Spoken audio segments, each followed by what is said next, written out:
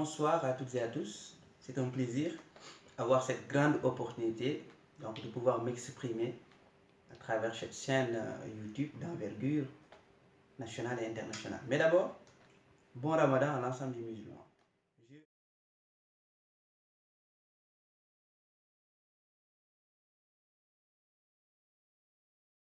Économiquement, aujourd'hui, le Sénégal est le 25e pays le plus pauvre au monde.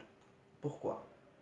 Aujourd'hui, nous avons vu au Sénégal un président de la République, à tous les jours, nous vend des slogans, nous parle de politique, nous parle d'une certaine vision Sénégal 2035, nous expose des plans d'action, mais en réalité, ce que nous voyons, c'est qu'un pays qui est en train de toujours et de toutes les minutes qui passent, de s'engouffrer dans l'univers de la pauvreté.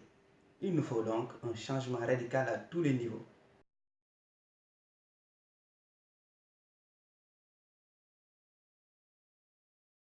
D'abord, le président Sall. Moi, personnellement, j'ai rien contre lui.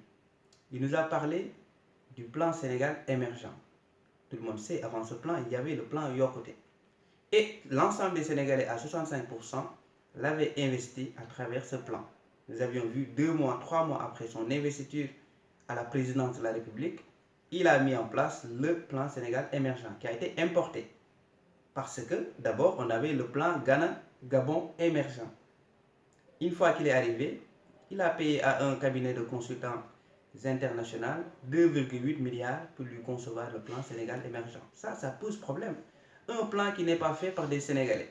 Comment des Français, des Italiens ou bien des Américains peuvent connaître les problèmes des Sénégalais pour y apporter des réponses? Le plan Sénégal émergent est une réponse par rapport aux difficultés, aux problématiques des Sénégalais. Mais nous avons vu que les solutions du Sénégal ne peuvent pas résoudre les problèmes des Français, comme les solutions françaises ne peuvent pas régler les problèmes sénégalais. Donc cela dit, ce plan devrait être conçu par des Sénégalais. Parce que c'est les Sénégalais qui aujourd'hui peuvent comprendre les problèmes qu'on a à Kermassar, les problèmes qu'on a à Hambourg, les problèmes qu'on a en Casamance. Un Français qui nous donne des programmes, des solutions, on peut dire tout simplement que cela passe à côté. Donc il a tapé à côté de la plaque. Je disais aussi donc par rapport au TER, qui signifie le train express régional. Alors, c'est une urgence, comme le président de la République nous le vendait. Mais est-ce que réellement les Sénégalais sentent qu'on a un problème en matière de transport? On n'a jamais eu ce problème. Donc, il y a des priorités, il y a des urgences. Ces 1200 milliards qui sont investis dans le plan, donc dans le TER, le train express régional, pouvaient être même au moins pour une certaine cohérence, être investis dans le domaine donc des bourses de sécurité familiale. Aujourd'hui, c'est 25 000 familles qui bénéficient de 25 000 francs tous les 3 mois. Si vous faites le calcul, si vous faites la mathématique, ça vous donne 273 francs par jour. Cela dit, nous sommes en face d'un président qui n'est pas ambitieux.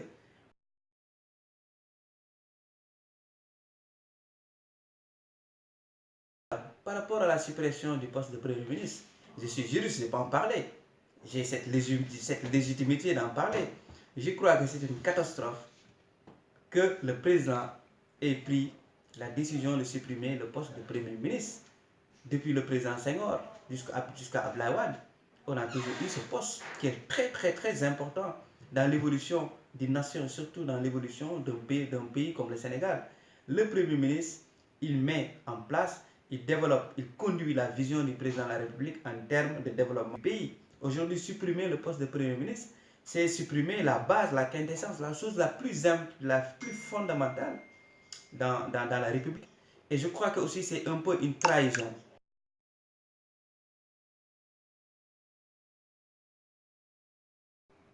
Alors aujourd'hui, je crois que même 5 à 10 ministères pourraient suffire pour sortir le Sénégal de la pauvreté. Il nous faut un investissement dans la jeunesse. Nous avons une jeunesse qualifiée, compétente, diplômée. Aujourd'hui, si vous allez au Maroc, c'est la jeunesse sénégalaise qui est en train de conduire l'économie de ce pays. En termes de PIB, notre participation est très considérable. Mais malheureusement, comme vous le savez, au Sénégal, être jeune, c'est être dans un univers où on est totalement marginalisé, mis de côté. Le président de la République, les institutions qui ont été mises en place ne sont en aucun cas capables de faire en sorte que ces jeunes puissent trouver de l'emploi au Sénégal. Donc on a un problème en termes de tout ce qui est employabilité des jeunes. Ça c'est un. Nous avions des agences qui ne foutent absolument rien du tout. des personnalités politiques qui sont là, qui sont en train de prendre des femmes tous les 3 jours, tous les 4 jours, qui font la belle vie. Vous voyez des maires au niveau des localités qui ne peuvent même pas écrire leur nom. Il nous faut donc un changement radical. Et le changement, c'est d'abord au niveau des institutions les plus hautes. Le président de la République devrait être très jeune, diplômé, quelqu'un qui connaît les urgences, les priorités du Sénégal. Le président, de tous les choix qu'il fait, très sincèrement, on voit que ce n'est pas quelqu'un qui porte son cœur, qui porte son pays dans son cœur.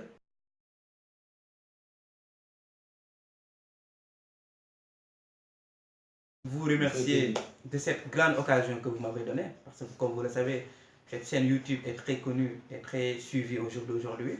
Avoir la chance de faire cette émission, véritablement, est une très belle occasion. Je vous en remercie encore une fois. Et à l'occasion de ce mois de Ramadan, dire que le bon Dieu nous assiste, nous accompagne par rapport au projet à venir. Je vous remercie.